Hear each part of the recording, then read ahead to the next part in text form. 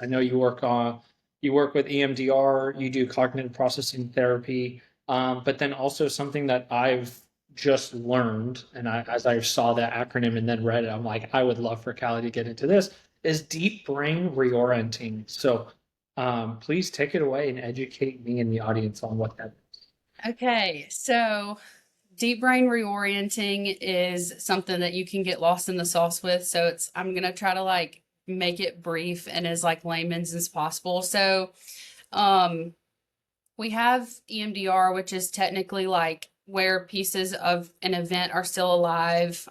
You have a nervous system activation, whether it's a sound, a smell, a flash, an image, whatever it is, where EMDR goes back to the active memories and it processes the way that your brain was supposed to, but couldn't in that moment.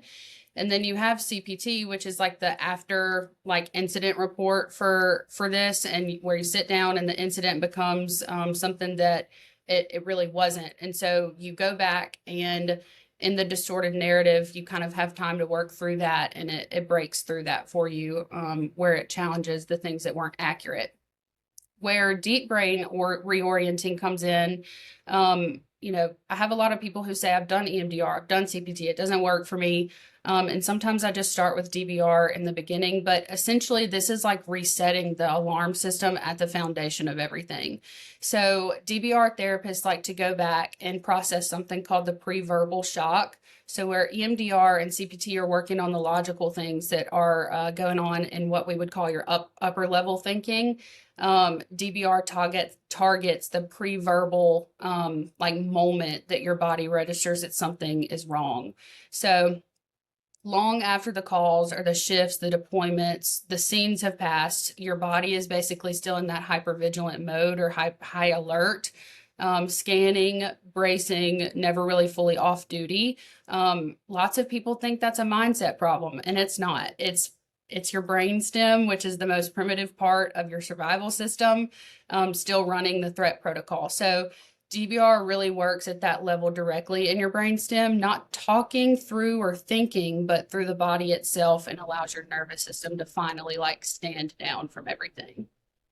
All right. Very cool. Yeah, like I said, that's the first time I've ever heard of it.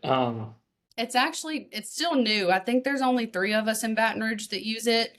That's what I Um, was just gonna ask. Like, is this yeah, something new? Because usually, like, and I don't know all the acronyms or what they all mean, but I can kind of recognize them. And then same thing with all of y'all have like 5 acronyms next to your sure. names. And like, I'm like starting to learn it a little bit. Yeah. Um, but so it's new, and so how important is it for you and for other therapists, specifically like our top contracted therapists, to kind of be trained or be aware of like a few different modalities, right? Because one may not work for one person, right? One may not work for the other, but something that Dr. Brooke Bartlett talks about quite a bit, who's going to be presenting at our May 1st CU, is like you can pull from all these different modalities in the training that you have and come up with your own little platform to help that person. So I'm curious your thoughts on that. Yeah.